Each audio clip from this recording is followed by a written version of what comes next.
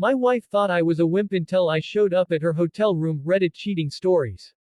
I'll never forget the night I stood in front of that hotel door, my hand trembling, not out of fear, but out of something far deeper. Rage. Betrayal. Heartbreak. For years, my wife thought of me as the quiet one, the pushover husband who never raised his voice, who always avoided conflict. To her, I was the safe bet, the man who would never challenge her, never fight back. And maybe for too long, I lived up to that reputation. But what she didn't realize was that even the calmest man has his breaking point. My wife, Claire, and I had been married for 10 years. We built a life together that seemed perfect on the outside, a beautiful home, stable careers, and friends who envied how peaceful our marriage looked. But beneath that surface, I was slowly being chipped away by her words. You're too soft. You never stand up for yourself. Sometimes I wish you were more like, she'd compare me to other men, louder, brasher, more dominant. I let it slide because I loved her, and I thought proving myself wasn't necessary in a marriage. But Claire, she wanted something else. It started with late nights at work, excuses about business trips, her phone constantly face down.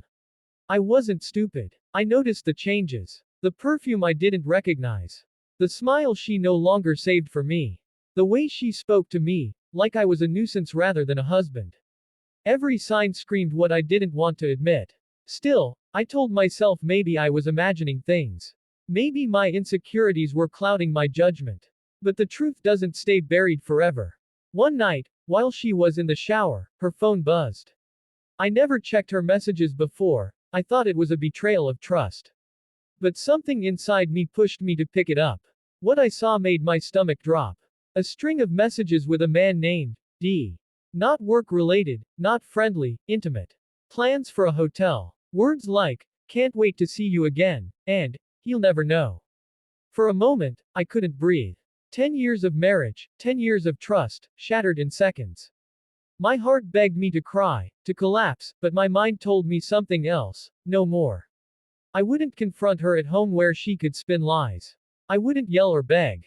Instead, I was going to see the truth with my own eyes. The next day, I acted like nothing was wrong. I kissed her goodbye as she packed her suitcase for another business trip. But when she left, I followed. My chest pounded as I trailed her car across town to a fancy hotel. I waited in the parking lot, watching her walk inside with a smile that wasn't for me. She wasn't meeting colleagues. She was meeting him. I sat there for an hour, fighting my own reflection in the rearview mirror. The man staring back wasn't weak anymore. I wasn't the quiet pushover she could manipulate. I was a husband who deserved respect, and tonight, I was going to demand it. Finally, I walked into the hotel, my legs steady even as my heart raced. I found the room number from the messages I had memorized. And there it was. Room 418. I stood outside that door, listening to muffled laughter inside.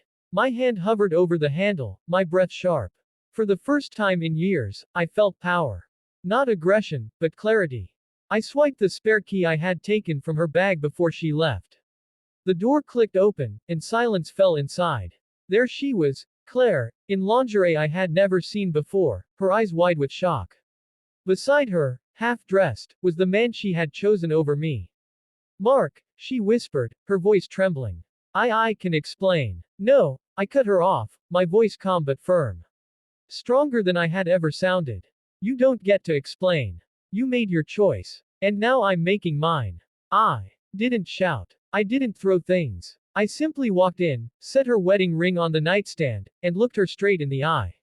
For once, she saw me not as the quiet husband, but as the man who finally stood tall. Her lover tried to speak, but I raised my hand. This isn't about you. It never was. This is about a woman who thought she could walk all over her husband and never face the consequences. Claire's face turned pale. She reached for me, but I stepped back. You thought I was weak, I told her, my voice breaking but steady. You mistook kindness for weakness. But today, you see the truth. I'm done. With that, I turned and walked out, leaving her frozen in shock. The days that followed were not easy. Divorce papers were filed, friends took sides, and I faced nights where the loneliness felt unbearable. But slowly, I rebuilt myself. I focused on my health, my career, my passions I had abandoned to keep her happy. For the first time in years, I felt free, not because I left her, but because I found myself. Months later, Claire tried reaching out. She begged for forgiveness, told me she made a mistake, that the man wasn't who she thought he was. But I didn't go back. I couldn't. Because once you realize your worth, you don't return to someone who never valued it. Today, when I look back, I don't feel anger anymore. I feel gratitude. She showed me who she really was, and in doing so, she forced me to show who I could be. The wimp she mocked. He's gone. The man who walked out of that hotel room that night. He's still here, stronger than ever. And if there's one message I can leave behind, it's this: never let someone mistake your silence for weakness. Sometimes, the quietest men have the loudest strength when it matters most.